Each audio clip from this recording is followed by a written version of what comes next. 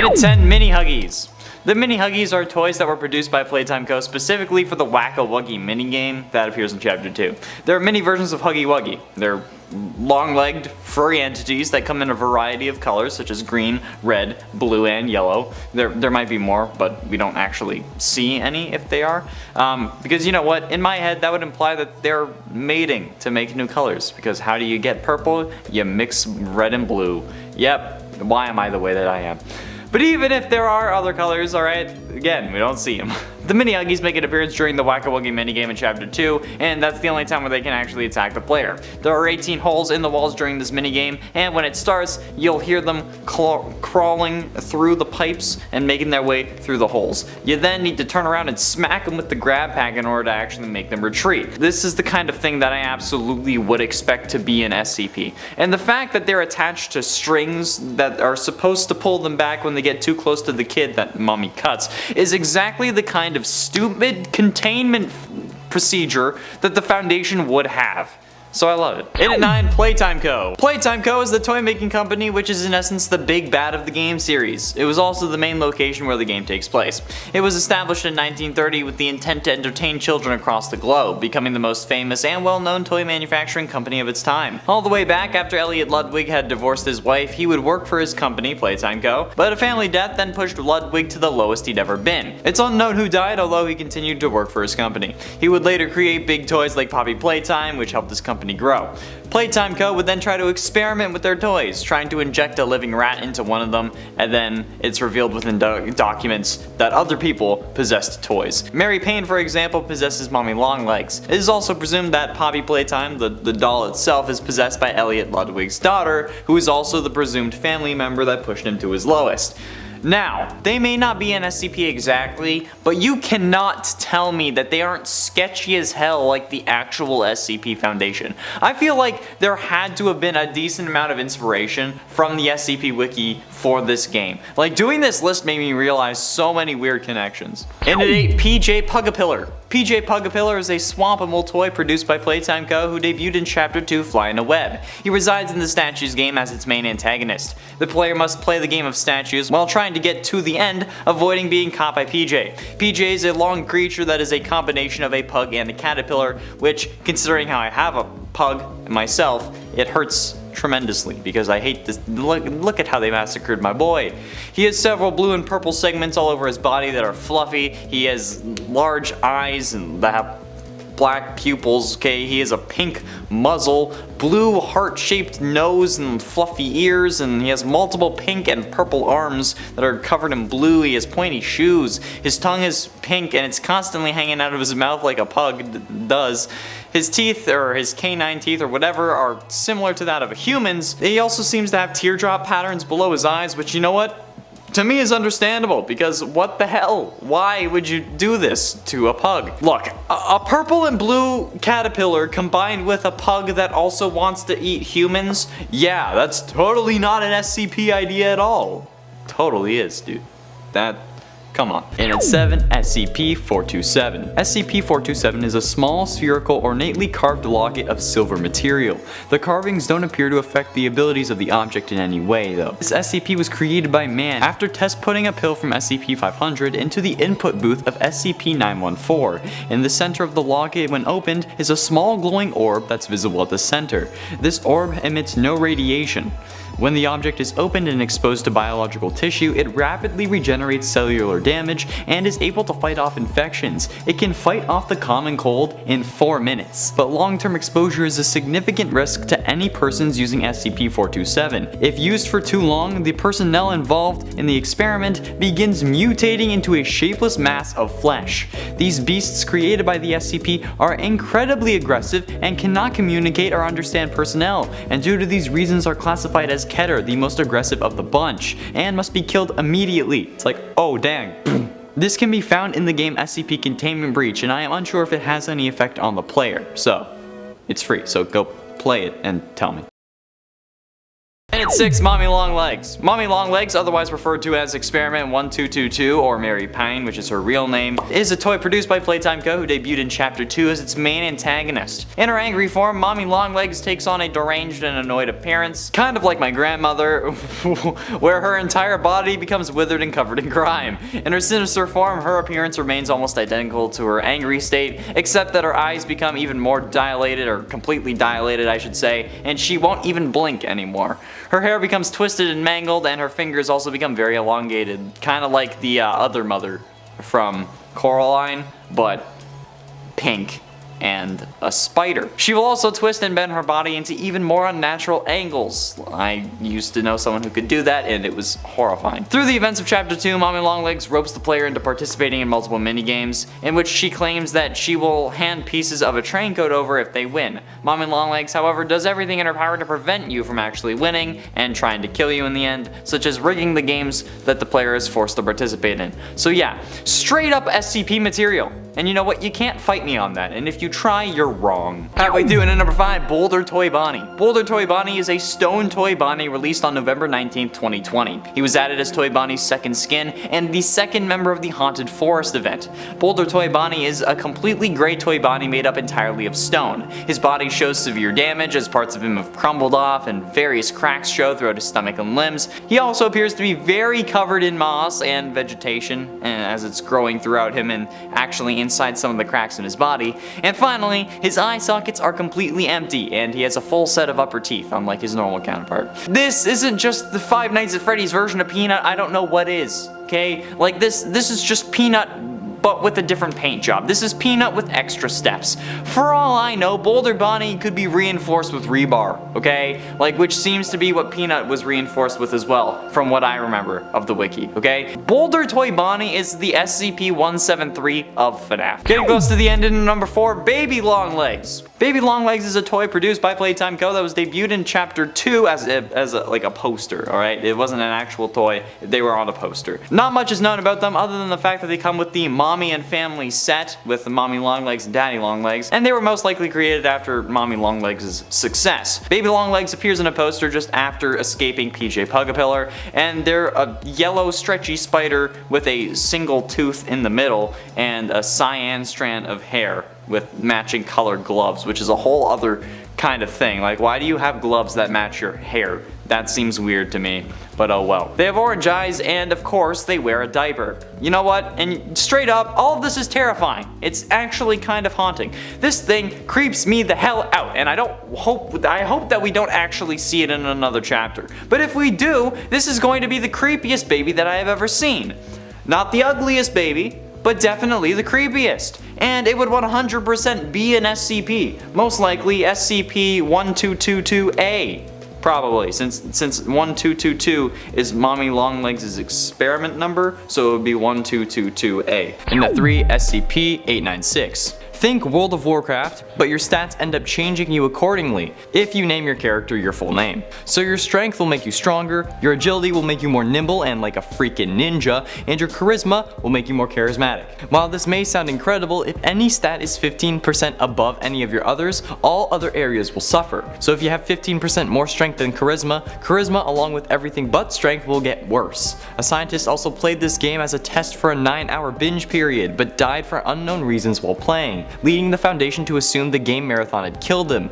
I think this should be a thing you can do in Secret Laboratory. If you're a human, you can go to a computer and play this, but while you do, you have the ability to die by other teams. But if you survive, you get buffed randomly, or debuffed randomly. Do it. Penultimately, and number 2, Huggy Wuggy. As the antagonist of Chapter 1, I think we can all understand why Huggy is on this list. Huggy Wuggy is the mascot of Playtime Co. and one of the company's most popular toys. But luckily, he was, like my mind, last seen falling into a dark abyss of the factory at the end of Chapter 1. Huggy Wuggy is a tall, slender creature covered in thick, bright blue fur. His arms and legs are several feet in length and end in large yellow hands and feet. The hands have large Velcro straps on them, and the feet possess 4 digits including thumbs, though they're all fused together and are unable to move individually, aside from the thumbs. So he can give you a thumbs up, but he can't flip you off, and that's good. His torso is stout and disproportionately small in comparison to his limbs, but that's kind of the point, he's a toy. His head is large and contains two large black dilated eyes that want to eat your soul, and his face has oversized bright red lips. When he's aggressive though, or I guess hungry, he's the same with rows of razor sharp needle point teeth, like a demented blue furry shark. And yes, I said furry shark and not furry shark. There's a difference. Yeah, I'm damn glad that he's not real, but he also isn't Experiment 1006, which we all thought, but either way, you know what? The whole naming convention for their experiments, are you trying to tell me that like Playtime Co. isn't just the SCP Foundation with extra steps? Like, come on, this is Experiment whatever his number was in chapter 2, I forget it now, but like, come on, it's obvious. And finally, in at number 1, the Prototype. Experiment 1006, also known as the Prototype, is the main overarching antagonist to Poppy Playtime, like how the animatronics are the villains in FNAF 1, but William is the villain overall. He's a mysterious robot created by Playtime Co. who goes on a rampage, killing everyone around the company after the results of the experiment go terribly wrong. It was originally thought to be Huggy Wuggy, but Experiment 1006 is hinted to be extremely dangerous and highly intelligent. Experiment 1006 is mentioned in Chapter 2's VHS tapes once again, and in it he's described as being highly intelligent and also very destructive. He's stated to have made a laser that can disable cameras and then used it to escape his containment, or tried to. This ended in the casualty of an employee because they locked him back in with the Prototype. Experiment 1006 is mentioned once again in the death screens, where they said that he was loose and it led to an emergency lockdown. At the end of the chapter, Mommy Longlegs begs the player not to kill her, fearing that she'll join him, and then after she dies, the large skinny metal needle hand belonging to 1006 grabs her and then drags her into darkness. This has to be an SCP already. There is no way that this is original, okay? It's so goddamn specific, I feel like I'm reading the SCP wiki. Like, come on, that's nuts, dude. And at 10, SCP-055. What?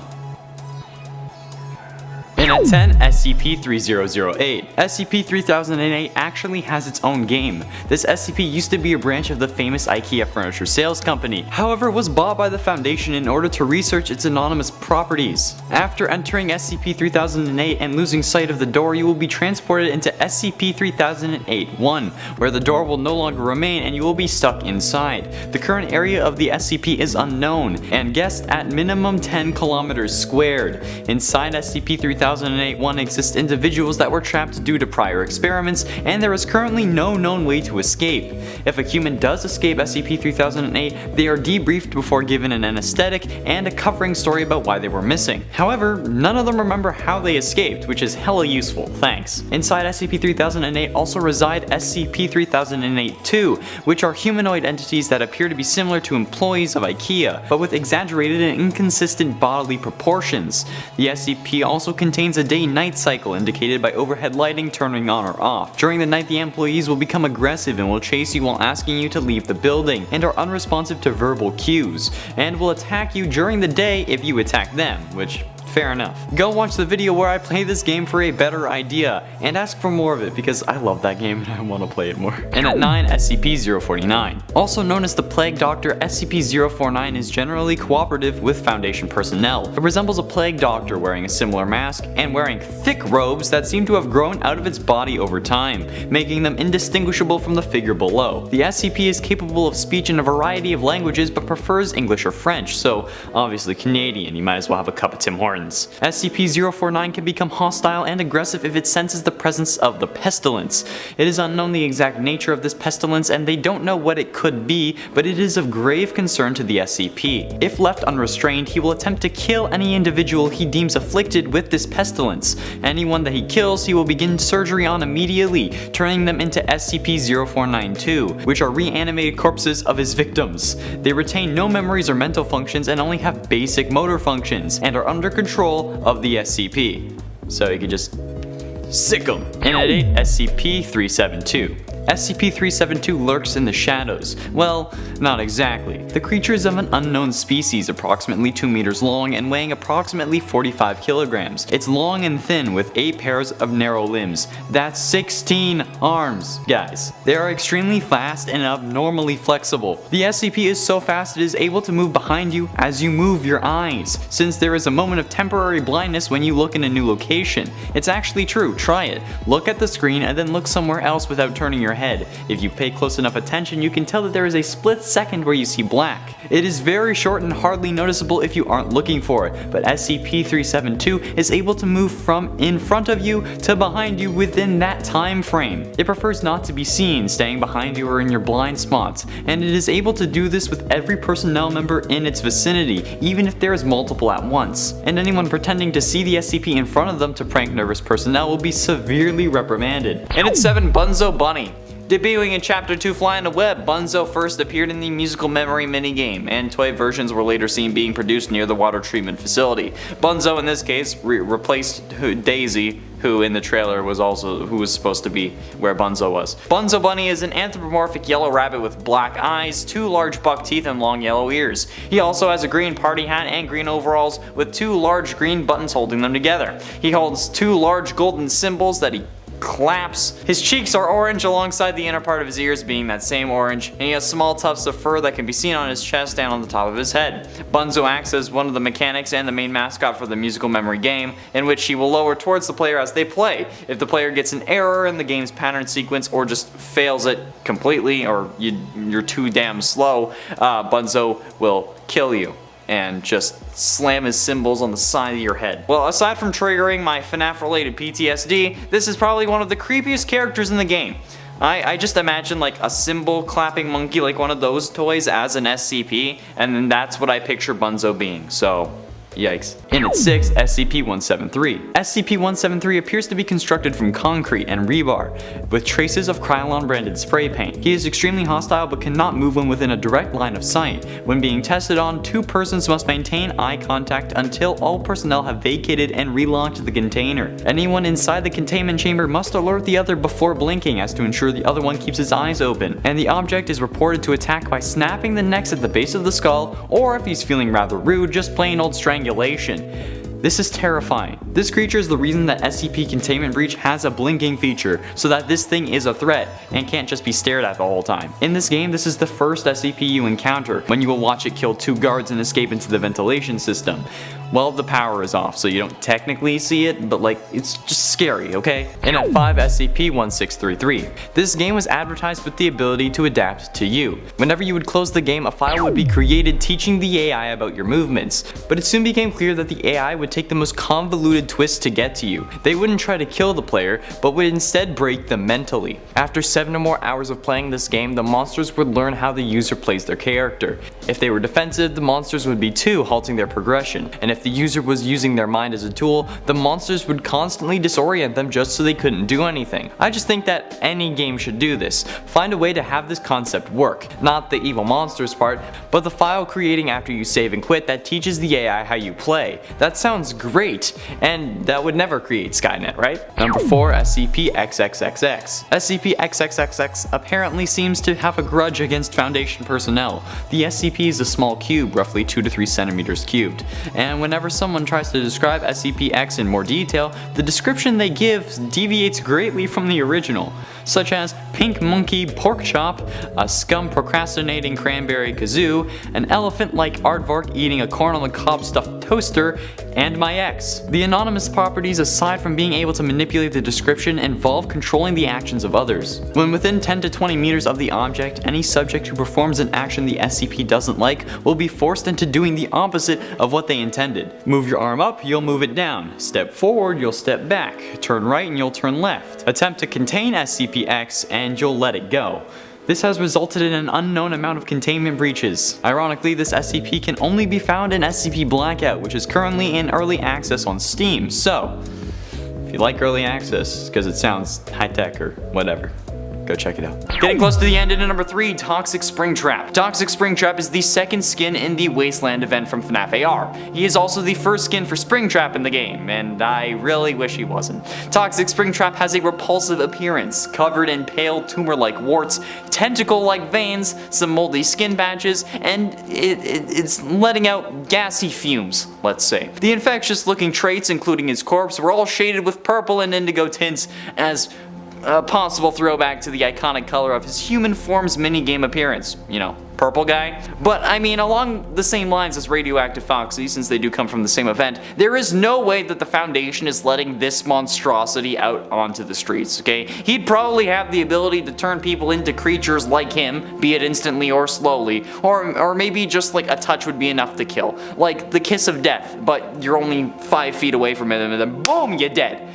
And then boom, you're looking for this! 100% classed as a Keter object, and he'd hopefully be contained in a 1x1 by 7 foot glass tube so that I would never have to deal with Afton again, okay? Call this one SCP-1985. And ultimately, at number 2, SCP-008. SCP-008 is a complex gas that essentially turns people into zombies. The traits of this SCP include 100% chance of infection, 100% chance of death, transmission through all bodily fluids and mucus. If infected, the individual will gain a high fever, increased red blood cell count, resulting in slow blood flow and increased muscle endurance and strength, decreased metabolism, high blood viscosity, conditioned behavior, and zombie-like actions. Neutralizing a fully infected subject requires significant cranial trauma, so a massive blow to the head, like a headshot.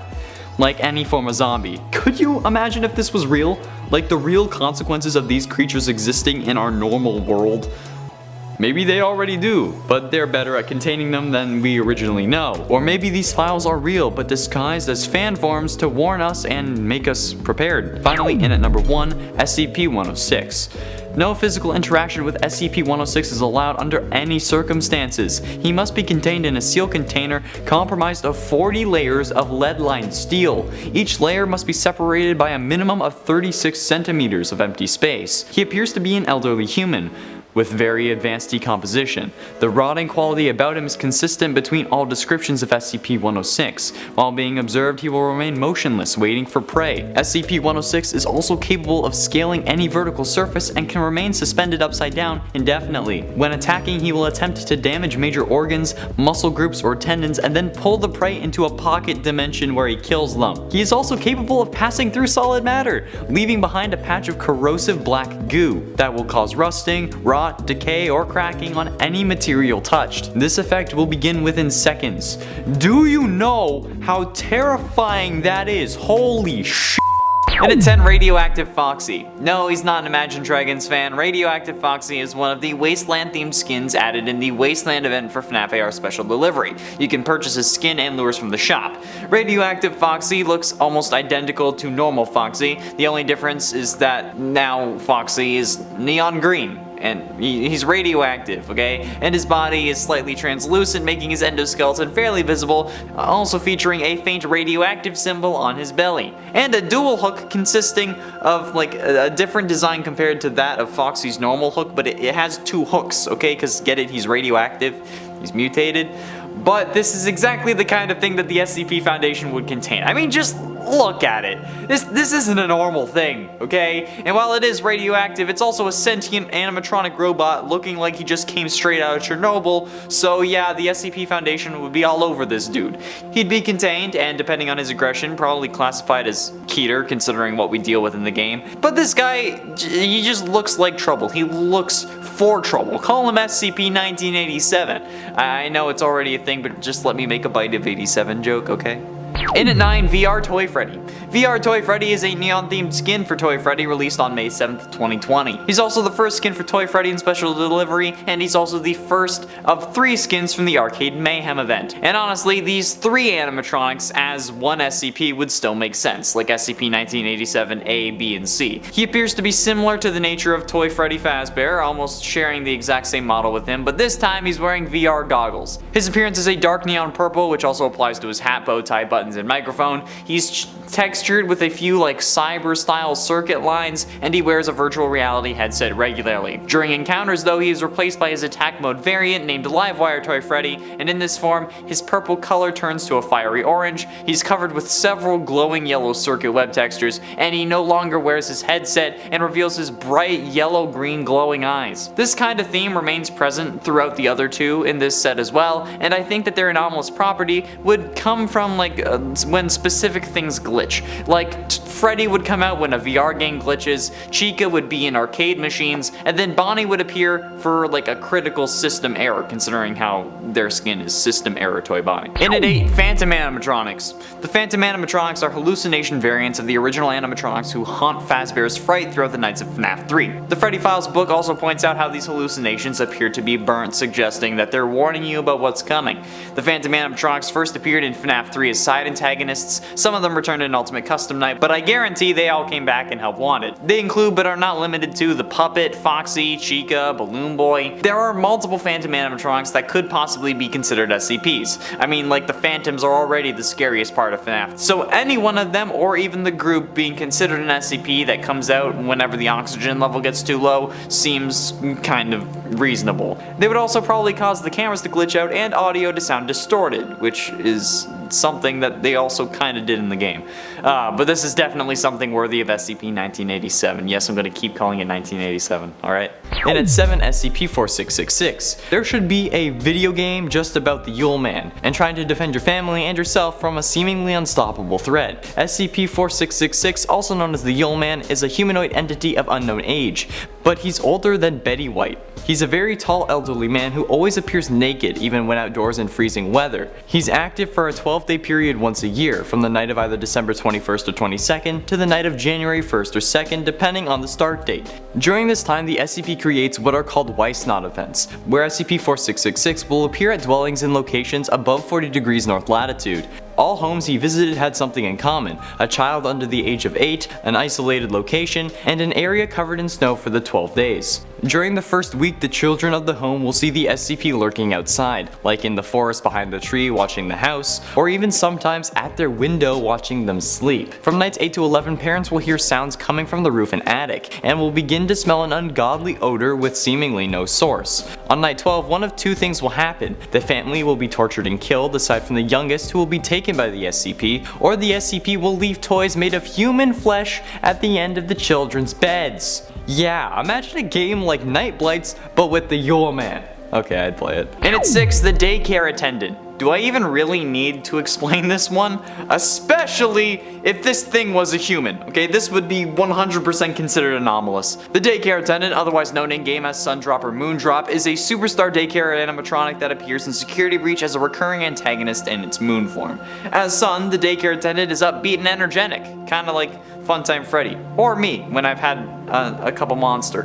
He enjoys doing activities with children, I don't, such as putting on puppet shows and drinking Fizzy Fazz. I like the Fizzy Fazz. When Gregory knocks down the structures as a way to distract him, Sun panics and quickly rushes to clean them up. He's also very serious about keeping the lights on as a way to prevent himself from transforming into Moon. As Moon, the daycare attendant is malevolent and aggressive, who constantly chases Gregory once the lights are turned off and attempts to punish him for being a naughty boy, which is already a problem, even though Moon still has a distaste for messes and is responsible for cleaning them up, just as his daytime counterpart is, but Moon does so to a more demented degree. The fact that they can change between the two, that it also changes his entire appearance when the lights go out, is definitely SCP material. The man who casts a shadow that grabs people, I think it's a man at least, the shadow that grabs people and he has to have lights on from all angles, or how Peanut needs to be watched constantly. Sun would need the lights to be on at all times to ensure that he didn't turn into Moon. They would have to have 14 backup generators. This is exactly the kind of thing that someone would write about in the SCP Wiki. Halfway through into number 5, Poppy. Poppy Playtime, which is literally the name of the toy and the game, is the first toy produced by Playtime Co. and debuted in Chapter 1. She is the namesake for the game, first appearing at the end of Chapter 1 as a minor character, and later reappearing in Chapter 2 as a little helpful white porcelain seeming doll. Poppy is a tiny doll with chalk white skin, freckles, and rosy cheeks. She has red curly hair tied into double pigtails, held up with a pair of powder blue ribbons. The way light reflects off of her face suggests that she is made from porcelain or some form of glazed material. She wears a large bouncy powder blue gown with long frilly sleeves adorned with numerous bows, frills, and bustles, and a pair of black Mary Janes, which I can only assume are shoes. In Chapter 2, she actually seems to be an ally to the player until the last moments when you're about to escape on the train and she says that you're too nice to let go and then traps you even deeper into the factory, which I was calling before I even started playing it. And then as soon as I did, I was like, she's gonna betray us. I could tell that she was that fake kind of nice, which is exactly how an SCP would operate. I mean, like, come on. Look at her in Chapter 2 and tell me that it doesn't remind you of that teddy bear who goes around making people feel good but then has a clone that's made completely of ears, and if you get close to it, you'll start sprouting ears on your body too. You know what I'm talking about. And for Glitch Trap. Glitch Trap, also referred to as the Anomaly by Tape Girl, is the main antagonist of FNAF Help Wanted. He's a digital virus who is confirmed to be William Afton that lies within the Freddy Fazbear virtual experience. While inside the Fazbear virtual experience, his main goal is to merge with the player in order to escape the digital world, that player being Vanny. Being a literal sentient code being, I think would absolutely draw the attention of the SCP Foundation, even if it wasn't an SCP, a consciousness that can take control over someone by assimilating them through a VR headset, such a load of that it doesn't even make sense in the FNAF universe, let alone in a world where the SCP Foundation exists and is aiming to contain anomalous things. A VR game possessed by a sentient code serial killer that wants to escape through someone? Yeah, that computer, the game, and the headset are all being confiscated and being brought back to Site A where they can contain it properly. Probably class it as Euclid, since it can't really do any physical harm unless it's used, and then they'd probably run some tests with Class D personnel to try to figure out what's really going on. They could have like a chat with William and then just kill the Class D when they're done talking. And then hope that killing the Class D then puts William back in the game instead of just releasing him into the world. Okay, there could be a lot of valuable information learned this way. Maybe I could. No, Connor, stop, okay? You're already on multiple watch lists. You don't need to put yourself on any more. Number 3, SCP-1048-A. A teddy bear made of pure ears. It can emit a high-pitched shriek that inflicts intense pain on the ears and eyes of anyone within 10 meters. If you come within 5 meters of the subject when it shrieks, you begin to grow ear-like extremities all over your body, completely covering it within 20 seconds. Every person affected with this condition dies within 3 minutes. The cause of death is asphyxiation, meaning the ears grew in both your mouth and throat enough to block airflow. You thought the teddy bear from Supernatural was bad? A teddy blowing his stuffing out with a gun can't even come close to one that will cause ears to grow in your mouth, all over your body, in your throat, and suffocate you. Imagine Sam and Dean trying to fight this damn thing. Side note, can we get another Supernatural-like show where like 2 brothers or something hunt SCPs? I can smell the next CW series. Again, $1 million for that idea. Willing to negotiate down to like 700,000. This SCP can also be found in SCP Containment Breach, and I'd do yourself a favor and just don't do it. Stay away. Ears. But ultimately, in at number 2, Nightmare. Nightmare is a cruel, twisted animatronic who is sadistic in nature. This is apparent in Ultimate Custom Night, where he informs the player of their death in a rather sadistic manner. He also appears to enjoy mocking his victims. Upon getting the chance to do so, he speaks using a deep, monstrous voice, befitting his name. The name also comes from the fact that these are dreamt-up animatronics present in Crying Child's mind after being put into coma by overpowered Fredbear's jaw, and since Fredbear is the one who put Crying Child in the coma in the first place, it makes sense that their dark death omen version is called Nightmare. I mean, this is a representation of death after all, and I think that's what the SCP version of the character would be as well. An omen of death, a bringer of destruction. Anything caught in the shadow of this animatronic would instantly perish due to a crushed skull. This idea coming from the fact that you can see Nightmare's endoskeleton through his casing, making it seem like this endoskeleton is merely encased in shadow. So being in what would be the shadow of this creature, even if it is invisible, could in my mind end up killing you via a crushed skull. Of course. Call this one SCP-1983. Get it? Cause the bite of 83, cause FNAF 4 takes place in 1983, damn it. And finally, in at number 1, Glam Rock Endo. The Glamrock Endos are the endoskeletons engineered for Glamrock animatronics of Freddy Fazbear's Mega Pizzaplex and appear in FNAF Security Breach as hostile enemies, appearing in various places all over the map, but most notably in Parts and Service. The Glamrock Endo is a very high-tech version of the original endoskeleton, being gray in color as usual, like the original Mark 1 and Mark 2, but these ones are seemingly much stronger, with broader shoulders and a seemingly more superhero-shaped body. Like when you're drawing the stick figure base for a superhero and you use that like inverted Dorito shape, yeah. These are also seemingly just for the male Glamrock animatronics, since if we're being real, Chica's thick, but she doesn't have massive shoulders like Monty or Freddy.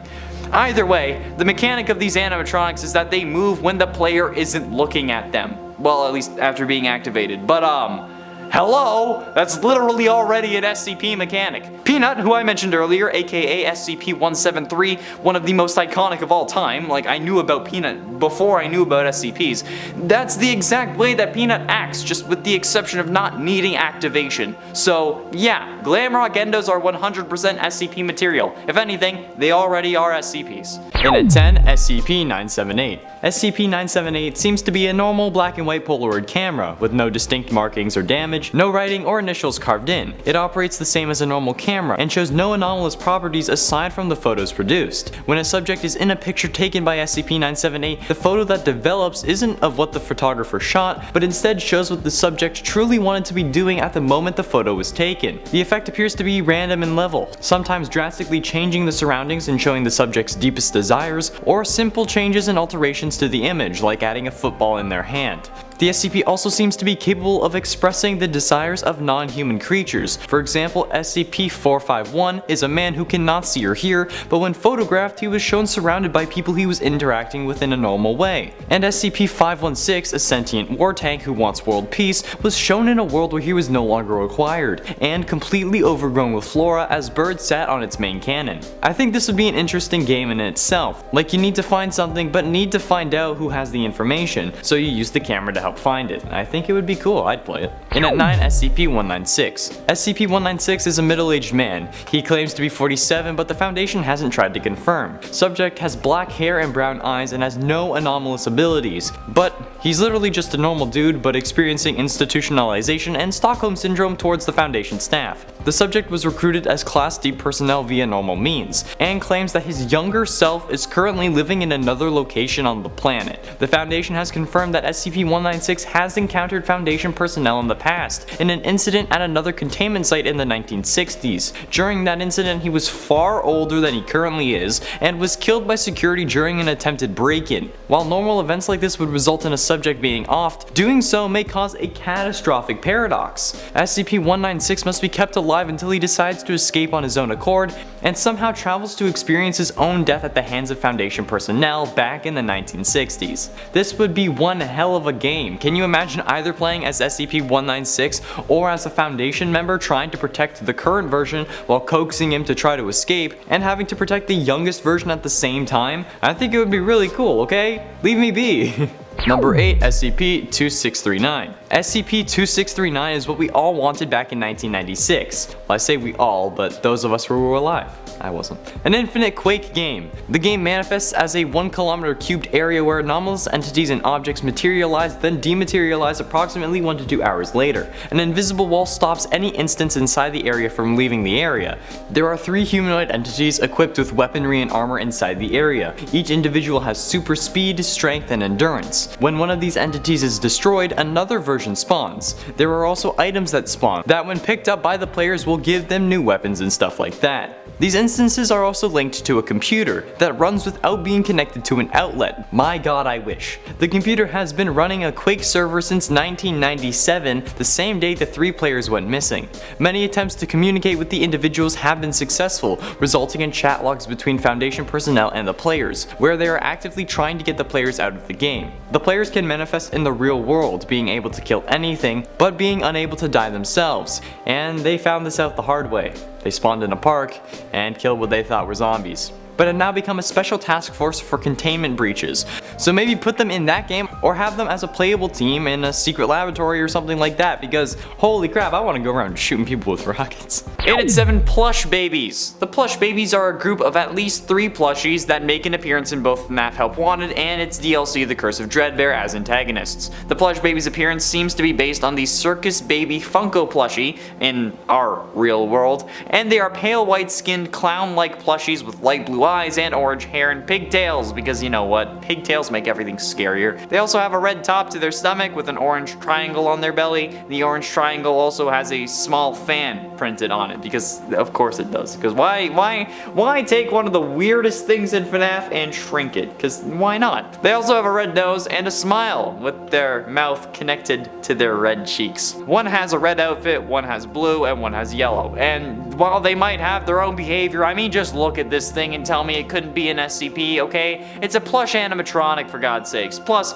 there has been weirder stuff, at least in the context of like weird base objects, like a telephone or literally the egg that only lets you say egg when describing it. Like, come on. The plush babies and all their weirdness would absolutely be classified as an SCP. And at 6, SCP-426. There is no way to describe myself without referring to myself in the first person. I am an ordinary toaster. I can toast bread using electricity, but when any human mentions me, they unintentionally refer to me in the first person, even if they're unaware of me. There is no way of speaking or writing about me in the third person as of yet, and if you remain within my presence for too long, you will begin to identify yourself as a toaster, and unless forcibly restrained, you will ultimately harm yourself in your attempts to become a toaster. For example, when I was found, one member of the family had tried to swallow an outlet, one had stuffed herself with bread causing her stomach to burst, and the only survivor was suffering from malnutrition because they ate a piece of bread and were waiting for the toast to pop out. I think I would be an interesting addition to any of the SCP games, but I don't think I would make a good game on my own. Perhaps I'll be added to the next containment breach or secret laboratory update. That would be really interesting. I would like to see me in that game. That would be really interesting. I'd like to see me in that game. And at 5, SCP-096. SCP-096 is also known as the Shy Guy, who remains docile unless provoked, which then turns him extremely hostile and aggressive. He has very little muscle mass and appears to be suffering from malnutrition, arms that extend to his knees, and his skin lacking pigmentation. Provoking this SCP is quite simple. All one must do is see his face, even if accidental. Once you have seen SCP-096's face, he will stop at nothing until he has killed you. After killing the provoker, he will sit down for several minutes before becoming docile once again. This SCP actually has his own game. SCP-096 is available in browser as well as on iOS and Android devices, where he has escaped his containment, and for some reason, you give yourself the task of tracking him down. He also appears in SCP Containment Breach and can be seen in all metal corridors, the gated hallway, gas catwalk, and 3-way gas catwalks. And if you do see his face, it's just the face itself is creepy as hell. And at 4, SCP-2984. A girl that is constantly on fire. Sounds like an enemy in a video game to me. SCP-2984 was discovered in Malaysia after several sightings by fire and rescue teams. The subject is constantly on fire, which has the ability to spread and be extinguished normally, however will reignite instantly if not submerged in water. This sounds like someone who should be running around in Containment Breach, who you need to avoid so that you don't burn to death, but who can also leave some fire behind and maybe set the whole building ablaze. I'm not sure how it would work, I just know that I want it to happen. I'm like the little girl with the burning house behind her. You know that meme? Throwback Thursday. Getting close to the end, and at number 3, Daddy Longlegs. Daddy Longlegs is a toy produced by Playtime Co. that also debuted in a poster in Chapter 2, but similar to Baby, not much is known about him, other than the fact that he comes in the Mommy Longlegs and Family set, and he's Baby Longlegs' dad, or at least he thinks he is. I doubt he got a paternity test, because I mean, look at the thing. How could it not be yours? He was most likely created after the success of Mommy Longlegs, and he is meant to explain Baby Longlegs. Daddy Longlegs appears in the poster after escaping PJ Pugapillar as well, but he just appears in a different one. However, he is a blue stretchy spider with a dark blue mustache, magenta eyes, a yellow bow tie, yellow buttons, and a gray fedora. What? How does pink and blue make yellow? I don't understand. But honestly, this is giving me like Chris Hansen conversation vibes. Like, you know what I'm saying? Like, he needs to talk to Chris Hansen. He's definitely a sussy boy. And if they were an SCP, however, I think that they would actually be human. I feel like they would be a human, like a Mr. Fantastic kind of thing, who would then have a kid with their female variant. Yikes. What if we had a game where instead of the SCPs escaping, we had SCPs that we have to actively find and contain? If a developer really wanted to get their name out there and be put on the map, imagine how good this game could truly be.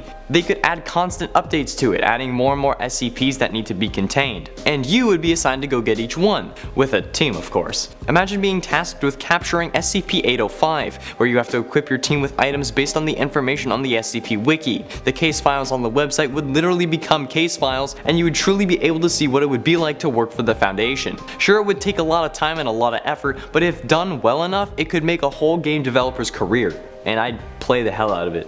You would never see me again. Finally, in at number 1, SCP-2424. This SCP is a video game boss in the real world. The SCP is a marine animal similar to a walrus that has 2 pairs of flippers, one normal and one muscular, and light purple skin. He carries an unidentified cannon that can fire up to 3 projectiles at once, kinda like cannonballs, and if anyone comes within 40 meters of the SCP, he will become extremely hostile until the one who entered is dead, or until you leave the area. There should just be a game where it's only this boss with these mechanics, and you just need to try and try again until you beat him. Maybe have an equipment room, and make it so that you can only hurt him when you're in the zone. I think that it would be incredible, and I would really like to see what he would look like, because oh my god, that sounds nuts.